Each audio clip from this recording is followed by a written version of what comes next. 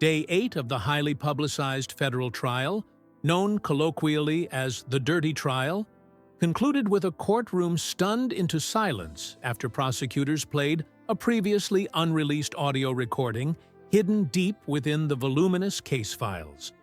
This recording, a linchpin piece of evidence, shocked not only those present in the courtroom, but also Diddy's team of high-profile defense lawyers, Mark Agnafio, Tini Garagos, and Brian Steele. Despite their reputations and experience, none of Diddy's top legal minds could have foreseen the explosive contents of this audio. A disturbing blend of exclusive recordings, leaked testimonies, and even evidence implicating arson. The events uncovered during this week of the trial peeled back layers of a world few outsiders have seen.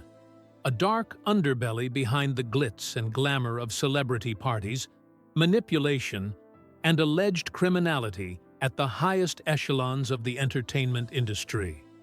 We will now explore in detail what was revealed during this crucial second week of the trial, painting a fuller picture of the allegations, testimonies, and explosive evidence that continues to reshape public perception of Sean Diddy Combs and those around him.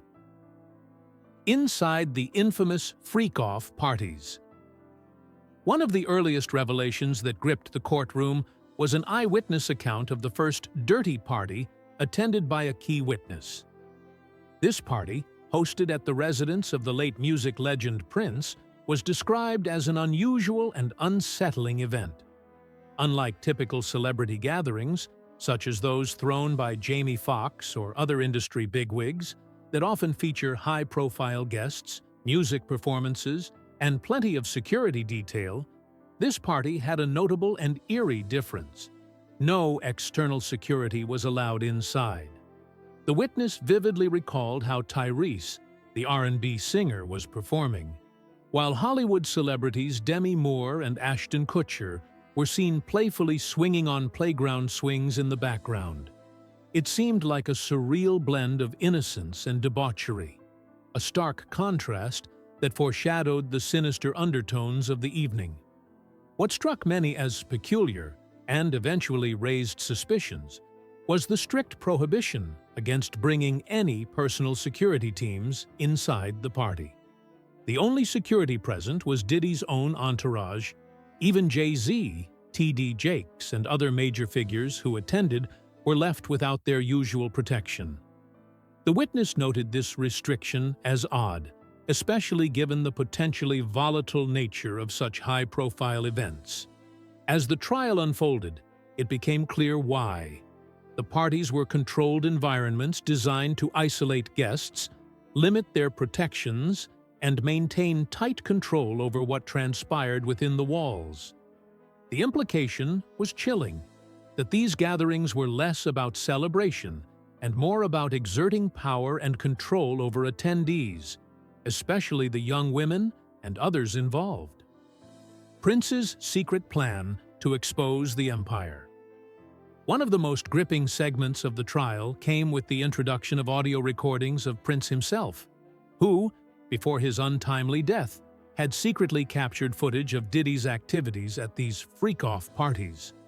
Prince was portrayed as a reluctant insider, someone who recognized the dangers and corruption festering beneath the surface of the entertainment industry's facade. According to the recordings, Prince was prepared to take a stand against the powerful forces he witnessed. His plan involved using hidden cameras to document Diddy's behavior and expose the criminal activities happening behind closed doors. However, the trial revealed that Prince was acutely aware of the risks this entailed. In the recordings, he discussed the threats he faced and acknowledged that confronting an industry titan like Diddy meant risking everything: his career, his safety, and his reputation. Prince revealed in his voice recordings specific payments made to individuals to keep silent: $2 million to one person, $1.3 million to another. These sums, prosecutors noted, matched financial documents and bank transfers previously presented in court. Prince's intimate knowledge of these payments suggested he had access to information few others possessed, confirming his insider status.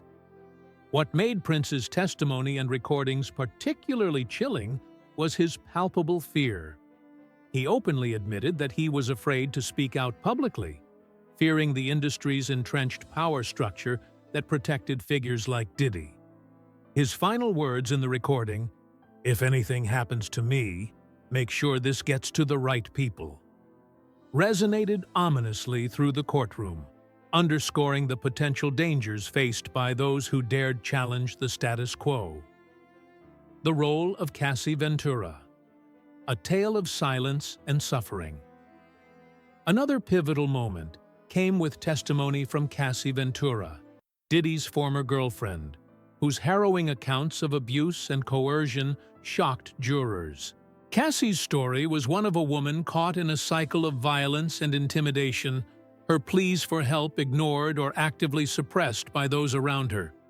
Cassie testified to an incident from 2010 in a West Hollywood restaurant where she claimed Diddy punched her in the stomach during a private conversation. She described the pain and shock of the moment, which was witnessed by several high-profile individuals, including singer Usher, record executive Jimmy Iovine, and rapper Big Daddy Kane, among others. These witnesses' presence lent credibility to her account, painting a stark picture of violence occurring within elite circles. Further testimony described a physical altercation occurring after the incident inside a car when Cassie and her friend John Richard were leaving the restaurant.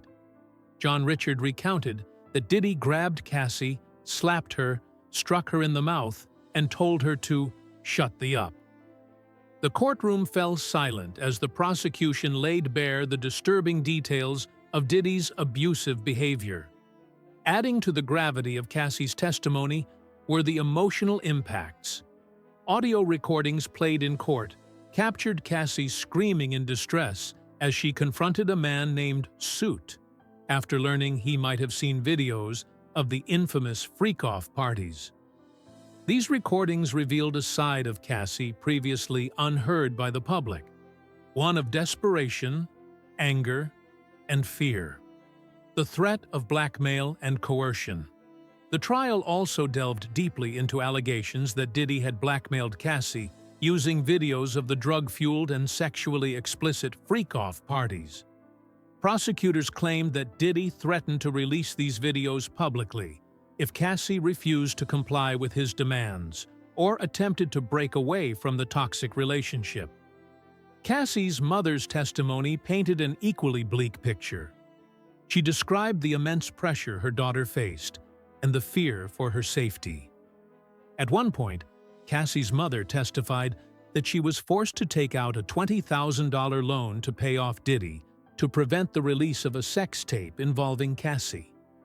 This act was not motivated by financial need, but as a calculated humiliation tactic designed to isolate Cassie further and keep her compliant. The mother's testimony countered the defense's narrative that Cassie willingly participated in the events and decisions. Instead, it underscored that Cassie was coerced and trapped in an abusive environment where threats and intimidation ruled. The evidence from the hotel room raid. In a dramatic turn, the prosecution revealed evidence seized during Diddy's arrest at the Park Hyatt Hotel in New York the previous year.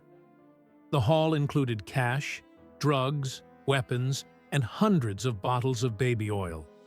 The bizarre assortment of items was connected to the infamous freak-off parties, corroborating the narrative that these gatherings were not mere celebrity excess, but orchestrated events with potentially criminal elements.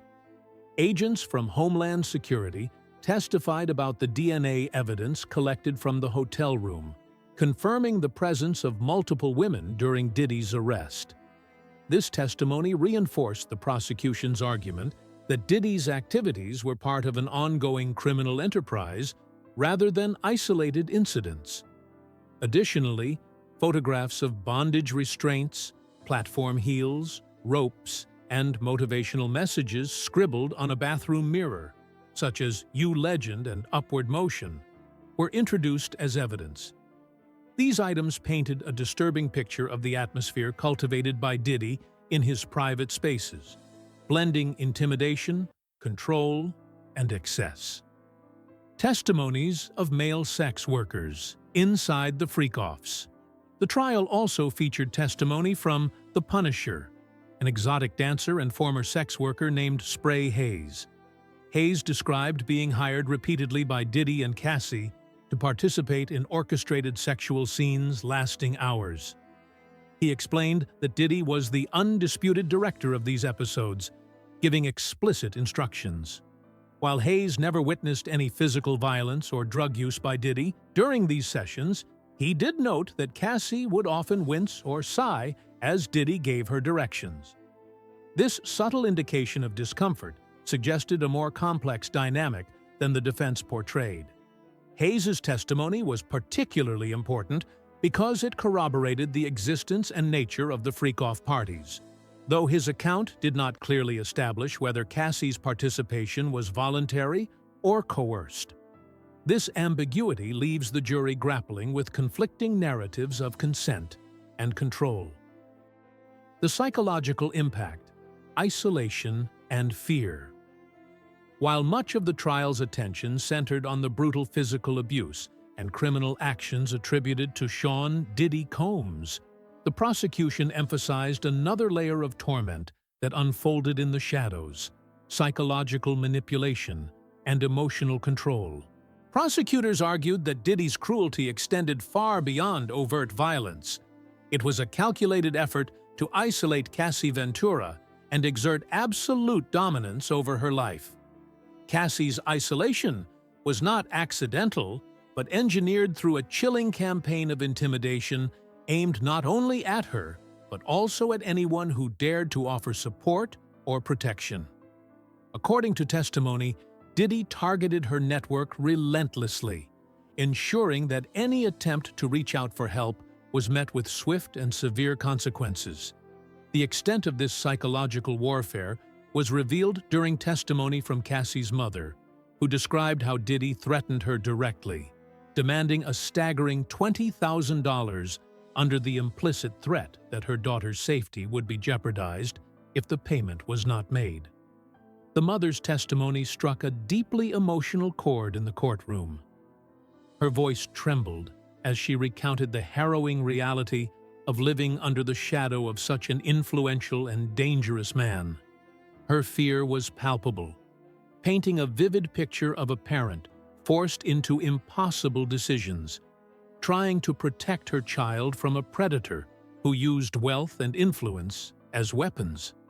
The image of a mother, torn between desperation and hope, underscored the broader human toll beneath the headlines, how this was not just a case about celebrity scandal, but about real lives shattered by abuse and intimidation. Courtroom atmosphere and defense struggles.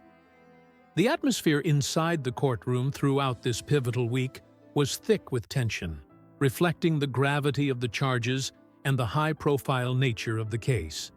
Prosecutors methodically presented a cascade of evidence and witness testimonies that painted a disturbing portrait of a criminal enterprise masked by glitz and glamour. Yet, despite the overwhelming weight of the prosecution's case, the defense team mounted an aggressive response, attempting to dismantle the narrative piece by piece. From the start, the defense's strategy appeared focused on challenging the credibility of the accusers and reframing the story as one of consensual involvement rather than coercion. They sought to depict Cassie as a willing participant in the controversial freak-off parties, aiming to shift responsibility away from Diddy and onto her. However, the testimony from multiple witnesses, combined with damning audio recordings and detailed financial evidence, increasingly complicated that defense narrative. This courtroom dynamic revealed a defense team under significant pressure, grappling with a mountain of incriminating material that was difficult to counter. The struggles of the defense highlighted the uphill battle they faced, not only in disputing the facts, but also in managing the optics of the case in the public eye, as every dramatic testimony and piece of evidence was broadcast beyond the courtroom walls.